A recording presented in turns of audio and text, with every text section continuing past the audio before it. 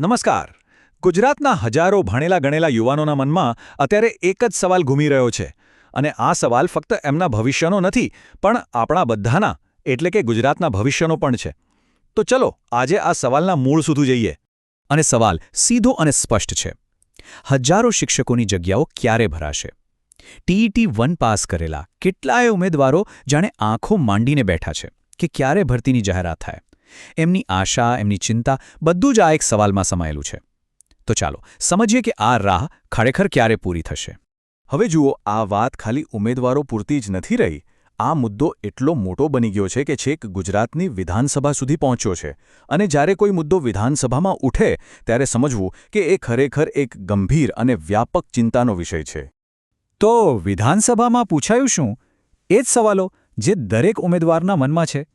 કેટલા લોકો પાસ થયા છે? જગ્યાઓ કેટલી ખાલી છે? અને સૌથી અગત્યનું, નવી ભરતી ક્યારે શરૂ થશે? ધારાસભ્ય રીવાબા જાડેજાએ આ સવાલો પૂછીને જાણે હજારો યુવાનોનો અવાજ ત્યાં રજૂ કર્યો. પણ એક મિનિટ, આપણે આજે વારંવાર ટેટ 1 કરી રહ્યા છીએ, એ છે શું? આગળ વધીએ એ પહેલાં ચાલો ફટાફટ સમજી લઈએ કે આ પરીક્ષા શું છે અને શા માટે આટલી બધી મહત્વની છે. એકદમ સાદી ભાષામાં કહીએ ને તો ટેટ 1 એટલે ધોરણ 1 થી 5ના ટીચર બનવા માટેની એન્ટ્રી ટિકિટ. જો કોઈને પ્રાઇમરી સ્કૂલમાં ટીચર બનવું હોય તો આ પરીક્ષા પાસ કરવી જ પડે. આ એક રીતે ક્વોલિટી કંટ્રોલ જેવું છે, જેથી સારામાં સારા શિક્ષકો જ બાળકોને ભણાવે. અને હા, એક વાત ક્લિયર કરી દઈએ, ટેટના પણ 2 લેવલ હોય છે. ટેટ 1, જેની આપણે અત્યારે વાત કરી રહ્યા છીએ, એ ધોરણ 1 થી 5 માટે છે, અને ટેટ 2 એ ધોરણ 6 થી 8ના શિક્ષકો માટે હોય છે. હવે આંકડો જુઓ, હજારો. પણ આ ખાલી એક નંબર નથી. આની પાછળ હજારો લોકોની વર્ષોની મહેનત છે, એમના સપના છે અને એમના પરિવારની આશાઓ છે. આટલી મોટી સંખ્યા બતાવે છે કે આ મુદ્દો કેટલો ગંભીર છે. તો વિધાનસભામાં આ સવાલ પૂછાયો અને પછી શું? સ્વાભાવિક છે કે બધાની નજર સરકારના જવાબ પર હતી, અને જે જવાબ આવ્યો એણે ઘણા ઉમેદવારોના મનમાં એક નવી આશા જરૂર જગાવી.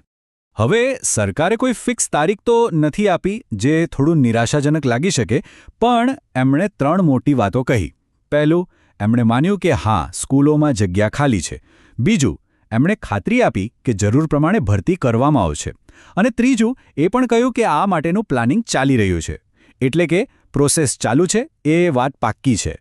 તો પછી સવાલ એ થાય કે જો ઉમેદવારો તૈયાર છે અને સરકાર પણ કહે છે કે ભરતી કરીશું, તો પછી આટલી વાર કેમ લાગે છે?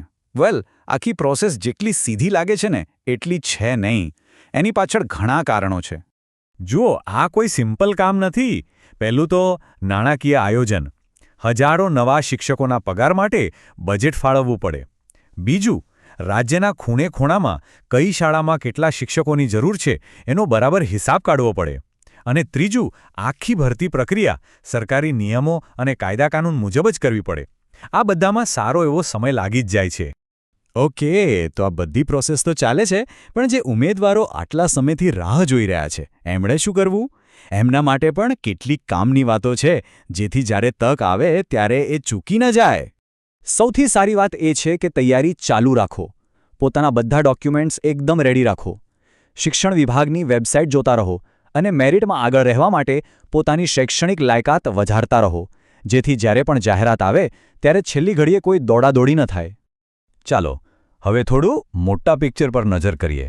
આ વાત ખાલી નોકરીની નથી. શિક્ષકોની ભરતી થાય એની અસર આપણા આખા સમાજના પાયા પર પડે છે. જ્યારે શિક્ષકોને ખાલી જગ્યાઓ ભરાય છે ત્યારે શું શું બદલાય છે?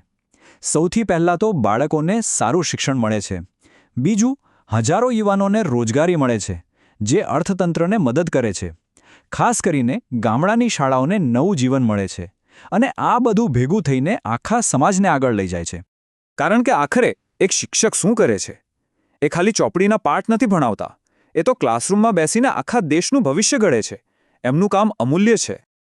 તો આપણે જ્યાંથી શરૂઆત કરી હતી ત્યાં જ પાછા આવીએ છીએ. વિધાનસભામાં થયેલી ચર્ચા અને સરકારના જવાબથી એક આશા ચોક્કસ બંધાઈ છે. પણ હજારો ઉમેદવારો માટે સવાલ હજુ પણ એ જ છે. એમની નજર ભવિષ્ય પર છે, એ આશા સાથે કે એમનો ક્લાસરૂમમાં જવાનો ઇંતજાર જલ્દી પૂરો થશે. પણ તેમની રાહનો અંત ક્યારે આવશે?